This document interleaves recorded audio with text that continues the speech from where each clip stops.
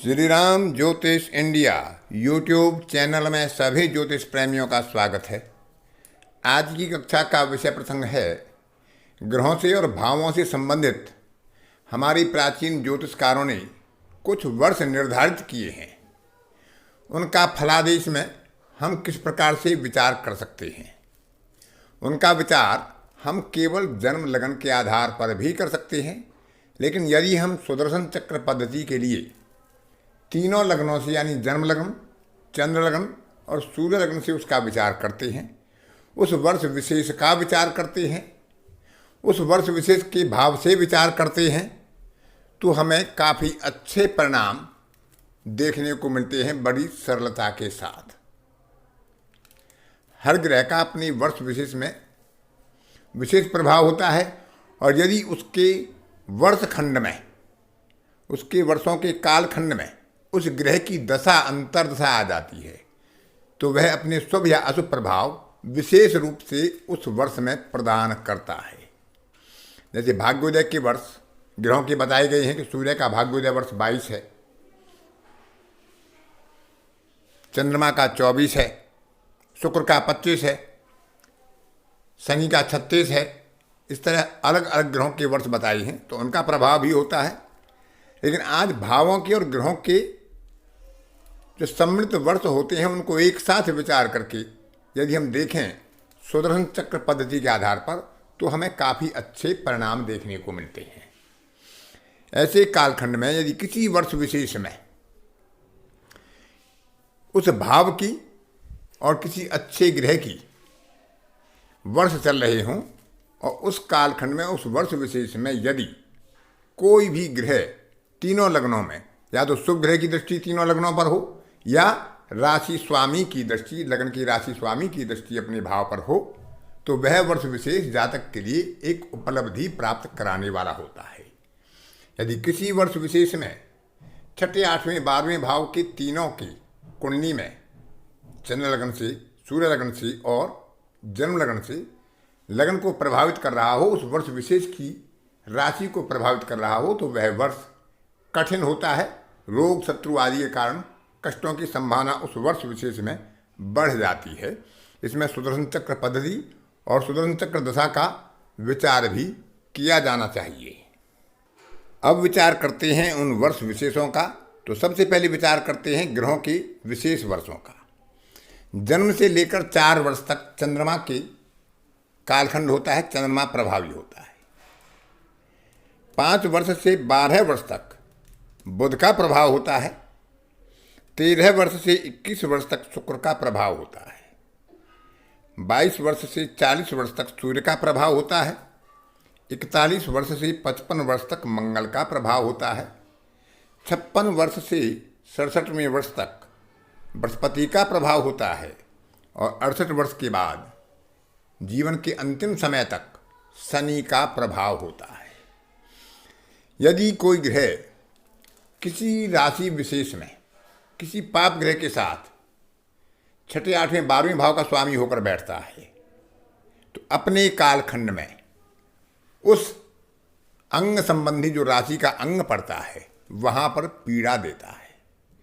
मान लेते हैं किसी का षष्ठेश राहु केतु के साथ मेष राशि में बैठता है, तो जब उसका कालखंड आएगा वर्षों के आधार पर और कोई ग्रह दशा खराब होगी विशेषकर सुदर्शन चक्र पद्धति के आधार पर, तो उस वर्ष विशेष में चोट, दुर्घटना या किसी रोग की संभावना जातक के लिए स्वाभाविक रूप से बन जाती है। तो इस तरह से हमें ग्रहों की स्थिति, ग्रह किस भाव का स्वामी है और किस वर्ष विशेष में उसका प्रभाव होना है, तो उस कालखंड का विचार हमें करना चाहिए।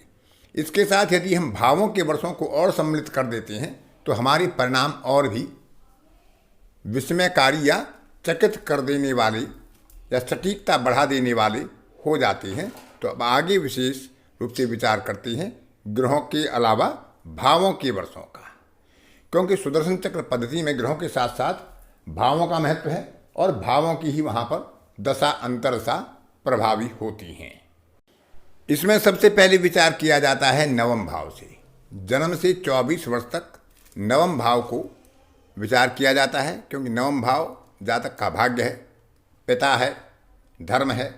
और भाग्य ही यदि कमज़ोर होगा या पिता का सहयोग कमज़ोर होगा तो जातक का जीवन अव्यवस्थित रहेगा, क्योंकि 24 वर्ष तक जातक सामान्य रूप से माता पिता के ऊपर ही निर्भर होता है। यह उसकी विद्या का खंड होता है, सीखने का समय होता है, और उसके बाद वह अपना जीवन प्रारंभ करता है। ऐसा नहीं है कि 24 वर्ष से पहले किसी का जीवन विशेष रूप से किसी कार्य व्यवसाय में प्रारंभ नहीं होता, लेकिन 24 वर्ष तक का जो समय है वो नवम भाव को प्रदान किया गया है। इसके बाद 10वें भाव को 25 से 26 वर्ष, 11वें भाव को 27 से 28 वर्ष, 12वें भाव को 29वां और 30वां वर्ष, और लग्न को 31 से 33वां वर्ष, धन भाव को 34वें से 36वें वर्ष तक, और तीसरे भाव को 37 से 39 वर्ष तक महत्व दिया गया है। अब जिस भाव में पापक ग्रह होंगे, जिस भाव का राशि स्वामी पीड़ित होगा, उनके भाव संबंधी वर्षों में जातक को कष्ट की संभावना बढ़ेगी।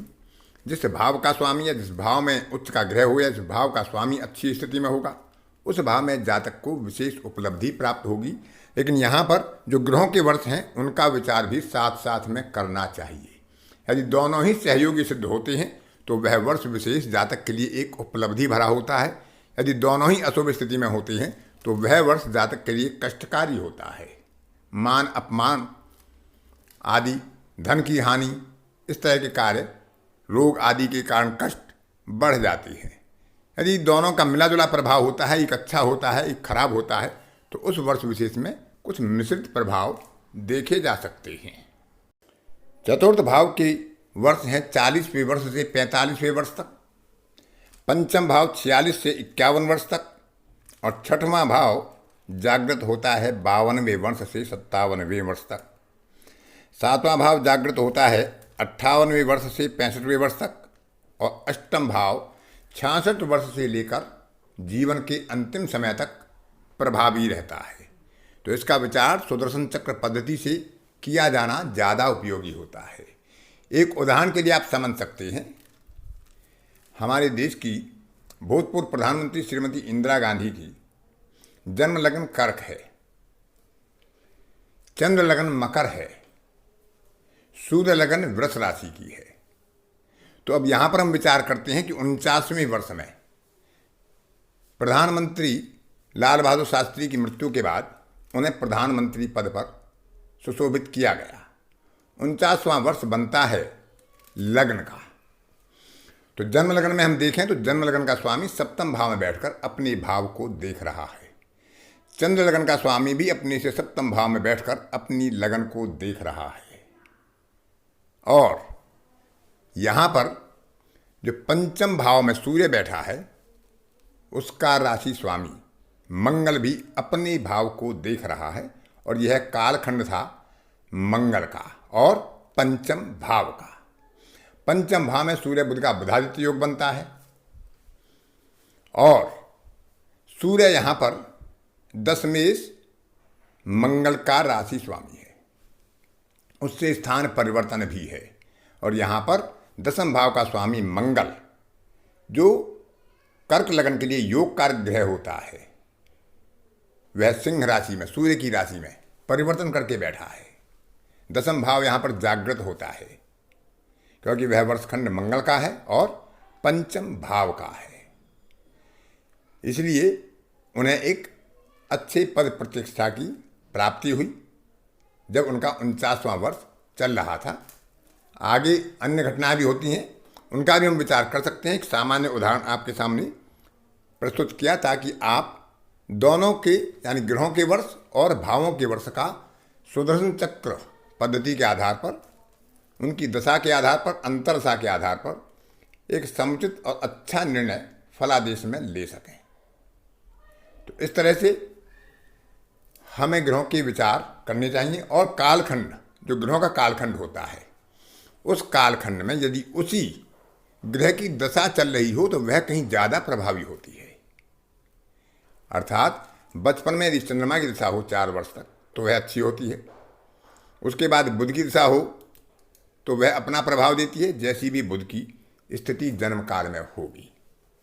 तो इस तरह से उस कालखंड में यदि ग्रह की दशा आती है तो वह और भी ज़्यादा प्रभावी वर्ष जातक के लिए फल प्रदान करने वाले होते हैं, जैसी उस ग्रह की शुभ या अशुभ स्थिति जन्म पत्रिका में होती है।